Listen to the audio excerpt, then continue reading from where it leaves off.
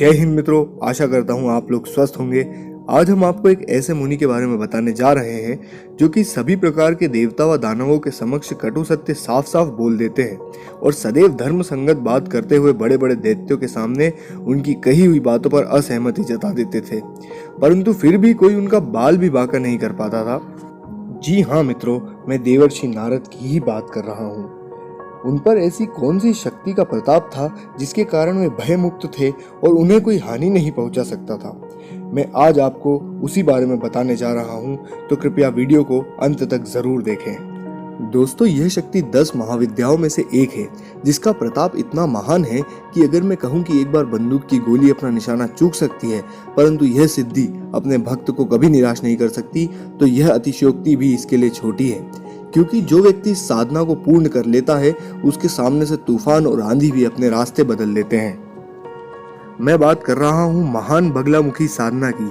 माता बगलामुखी की पूजा सर्वप्रथम भगवान ब्रह्मा ने की थी। तत्पश्चात उन्होंने इसका उपदेश सनकादिक मुनियों को दिया। कुमारों से प्रेरित होकर देवर्षि नारद ने सर्वप्रथम बगलामुखी माता की यह साधना पूर्ण करी और इसी सिद्धि का प्रताप है कि नारद मुनि शत्रु भय मुक्त हैं और तीनों लोकों में बिना किसी के भय के भ्रमण कर सकते हैं तथा देवताओं व दानवों को उनके द्वारा किए गए कर्मों के परिणाम बताने में बिना किसी डर के समर्थ हैं। चाहे वे भले ही कितने भी कटु क्यों ना हो, नारद मुनि का अनिष्ट करना असंभव है। अन्यथा यह भी है कि सतयुग में एक बार महाविनाशकारी तूफान आया। इस पर नियंत्रण पाने में सभी देवगण असफल रहे। तब भगवान विष्णु हरिद्रा सरोवर के निकट देवी त्रिपुर सुंदरी को प्रसन्न करने के लिए तपस्या की है। उनकी तपस्या से प्रसन्न होकर पीत वस्त्रा त्रिपुर सुंदरी पीताम्बरा के रूप में अवतरित हुई और विश्व को विनाश से बचाया। पीताम्बरा माता ही बगलामुखी देवी के रूप में पूजी जाती हैं और इसी तरह भगवान विष्णु स्वयं माता के द्वितीय साधक बने। बगलामुखी देवी अत्यंत उग्र मानी जाती हैं, इसलिए इनकी साधना में लापरवाही बरतने का परिणाम गंभीर भी हो सकता है। इसलिए कुछ बातों का ध्यान रखना आवश्यक है, जिसमें सबसे जरूरी यह है कि साधना किसी योग्य गुरु के मार्गदर्शन में ही करें। यह साधना कभी भी खुले आसमान के नीचे ना करें, परंतु पूजा स्थल पवित्र तथा स्वच्छ हो। साधना के दौरान अधिकतम पीत रंगों का उपयोग करें, जैसे आसन, वस्त्र, प्रसाद आदि। साधना अवधि में ब्रह्मचर्य का पालन करना अति आवश्यक है। हृदय मजबूत हो तभी यह साधना करें, क्योंकि साधना के दौरान अनेक ध्वनियां सुनाई दे सकती हैं तथा अज्ञात स्पर्श का आभास हो सकता है।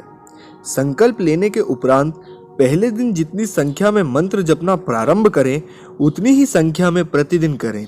समय, प्रहर आदि में अपनी मर्जी से फेरबदल ना करें। बगलामुखी साधना के इतने जटिल होने के कारण ही वर्तमान समय तक इस साधना के बहुत कम साधक हुए हैं। इस साधना के महाप्रतापी और उग्र होने के कारण ही पूजन विधि या साधना समय के दौरान हुई एक भी गलती से साधक को बहुत बड़े दुष्प्रभावों का सामना करना पड़ सकता है। इसलिए हमारा सभी दर्शकों से पुनः निवेदन है कि बिना किसी योग्य गुरु के सानिध्य में इस साधना को करने का प्रयास बिल्कुल भी ना करें।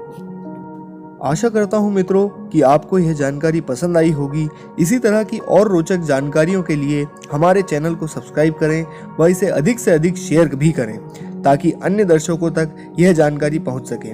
और वीडियो को लाइक करके कमेंट सेक्शन में हमें यह बताना ना भूलें कि आपको यह वीडियो कैसी लगी और आगे आप किन विषयों पर जानकारी चाहते हैं। धन्यवाद।